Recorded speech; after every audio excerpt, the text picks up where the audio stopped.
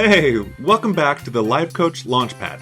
My name's BJ, and I'm here every week talking to you about all the online business things that, as it turns out, need to happen in order to have a successful life coaching business. I'm a business coach. I love to help life coaches make more money, get more clients, have more fun, and to do what they love to do, what they're meant to do, and that's coaching. So, let's dive right in. This episode's about what tech is required to create a group coaching program. And if there's one thing that I want you to walk away with from this episode is that don't add a feature to your coaching business because of a tech constraint. Everything is figure outable when it comes to tech. I get it that advice is coming from a tech savvy person, and I know that some things come easier to some people than others. If you were to ask me to write a review of a movie or a play, I could do it, but it's not what I want to be spending my time doing. So I get it if you just want to stay away from any tech stuff required to get your group coaching program going. You just want to focus on the coaching. And that is totally possible. My client started a group coaching program with a sales page, PayPal buy button, emails, and a Zoom link. That's it. And she had a $40,000 launch on her first launch. And her clients, they had a great experience. It's possible. They didn't know that what they weren't getting that would be created and released in the future. Now she has a fancy student portal that had all the homework assignments, teaching videos, session recordings, and so on. They just knew that they were getting the help that they needed and going through the transformation that was promised. So, what tech do you need to launch a group coaching program? A web page, a way to buy, a way to send emails, and a Zoom link. Sound doable? If you find yourself not doing something in your business because the tech side of things sounds overwhelming, email me. Seriously, just email me. Ask me. I will either reply back with some guidance or maybe make a podcast episode about it or maybe offer some other sort of training because I'm sure you won't be the only one going through that issue. And at the end of the day, don't not add a feature to your business because tech is a constraint. Now, if you need help figuring out how to get started creating a web page, buy button, emails, or Zoom link, that really is worth dedicating your time and effort to figuring out because people don't start coaching, don't go into online business knowing those things. You have to learn them. But those basic skills you will use for the rest of your career. That is just the bread and butter of running an online coaching business. In fact, this is a really good idea for some training that I will create. I'll create a set of instructions on how to do that. I don't know when, I'm not promising it right now, but I can remember being back in that situation of trying to figure out, okay, how do I create a web page? We all start there because I can think of, off the top of my head, at least 5 big names that have multiple products that will help you create a sales page. I'm sure I could come up with at least 15 more, and that's just a lot of options. I'll create a separate episode on how to choose a web page host and builder. There are lots of ways to go about that, all of which will work for our purposes of creating a sales page and a way to buy something, aka give you money. But right now, I'm talking about just how do we get by with just the sales page and writing emails to deliver the content. There's a few features you may want to add to your group coaching program that are possible even with this simple setup. So first features, homework, follow-up activities, whatever they're supposed to go do after the coaching session to help cement their learning, cement the coaching. I used to just put this in an email format for multiple launches, so it totally works. I would keep track of every homework item and what to bring to class, the topic to be discussed. I would keep it in a Google Doc. Well, actually, I think this was even before Google Docs were popular enough for me to be using. I had them in a Word doc. I could look at the whole program at once versus looking through email by email. So I would have it all on one page where I could review with my client. Is this what you want your emails to look like? Versus having to look through each email in the email service provider.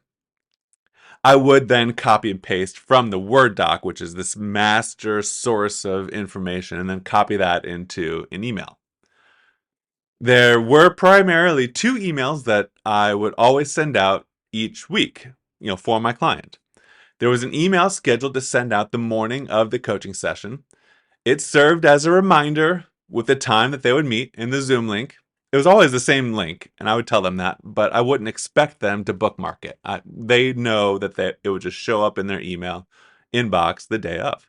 I would include the topic that they would be discussing that day and if they needed to have anything open in front of them for class. The second email that would go out every week is the session recording. I would have the email drafted up as it was being sent from the life coach that I was doing work for. I would copy and paste the recording into it and then press send. So that brings me to the second feature that goes into most group coaching programs, and that's the recordings. And I forgot a piece of tech. I did use Vimeo, some way to play the session recording. You could also use YouTube. I prefer Vimeo as there's less clutter in the interface when you're trying to watch the recording. YouTube is always trying to get you to go to the YouTube site to watch more of their videos. I wanted them just to focus on the video recording that I was showing them. I would download the recording from Zoom and then upload it to Vimeo. I would copy that link and paste it into the email that would go out after each session. In this email, this particular coach would have me include a link to recommended reading or any other source of content that she wanted her class to have access to. It would go into this email that I call the recording email that would go out after each class. The third feature that you will probably want to put in your group coaching program, even the simplest ones might end up needing a list of resources. At first, I just included a few links to what started out as just a few resources. This included some of her tools, extra PDFs, etc. We got to the point where the emails had a lot of these links, and it became harder to actually find what you needed to find in the recording email. So I created a web page that had a list of all the resources. That way, in every recording email, I could include just one link to this page that had this longer list of all the resources that they could possibly be looking for. But it really cleaned up that recording email. If they did want to look for something, they could go find it. I'd have more space to organize it on a web page. The fourth feature that doesn't go into every group coaching program, and it didn't go into ours until later on after we launched it multiple times, but it's just an additional piece of video content that goes out once a week. It was a snippet of a free masterclass that she'd done in the past. She had recordings of old masterclasses, like multiple of the masterclasses, and I would slice them up into more like 5-10 minute videos, and those 5 to 10 minute videos would go out in once a week with a message in the email. And the coaching was just very helpful, very relevant. And if you edit it down into bite-sized pieces, it can provide a nice pick-me-up in the middle of the day. That was the feedback that we received from her group coaching clients. Again, that's a Vimeo link in an email. This was a third email that would go out throughout the week, but we didn't add this feature until we had multiple launches under our belt. It's not necessary. But my point is that there's other features that you can add that are just combinations of emails and links. I think that's it for broad categories of types of content that you would likely add to your group coaching program. I'm sure there's more, but at the end of the day, whatever you have in mind, I'm sure it can be boiled down into a link that you can paste into an email. Now, if you're looking to build a more robust coaching program, it's also really not that hard. I went through the simplest example of landing page, checkout, emails, Zoom link, and then Vimeo for the recordings. In fact, with some extra preparation, building a student portal in a digital course platform like Kajabi, Teachable, Udemy, Thinkific, etc., that it can actually mean less work in other parts of your business. I've built multiple digital courses in Kajabi. It is utterly simple. They even have web page design, build, and checkout capabilities. So if you don't have a website yet, that could be an all-in-one solution for you. Their plans do start at about $70 a month, so it's not cheap, but they do a lot of the work for you, so the price really is very fair. The benefit of using a digital course platform is that your reminder email becomes just a reminder email of the time and the Zoom link. The recording email becomes just a link to the digital course platform. You can put the recording there, the homework is there, any extra content, teaching, PDFs, it's all in the digital course platform, Kajabi, whatever it is. For most group coaching programs, a digital course platform will work great. The client I was working for, she uses Entreport, and included in her pricing plan was membership sites. So I ended up building her student portal there. The very much significant aspect of this decision was that I had to design and build every web page myself. In Kajabi, you just upload the content that goes under a title and they organize it based on a standard structure that all of their customers use. You can make subtle changes using their interface, like color and very, very basic things. But to make anything drastic takes coding and is not always possible, which I don't usually dedicate the time to figure out coding. In Entreport, I designed a web page for each coaching session. It had the training video there, the homework, the PDF downloads, the recommended reading, and so on. The downside is that if I wanted to make a change to all the pages, I had to make the change one by one. That's a lot of web pages just to make a simple change to. So it was much more time consuming to set up an Entreport where I was building every page, but it is a very attractive student portal now, especially compared to what I've created in Kajabi.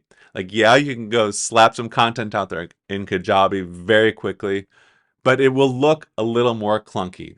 Now, when you add your branding and your colors, it looks better, but it will never look as beautiful as if you designed the pages yourself. I also looked at using some plugins for WordPress, which would have done the trick.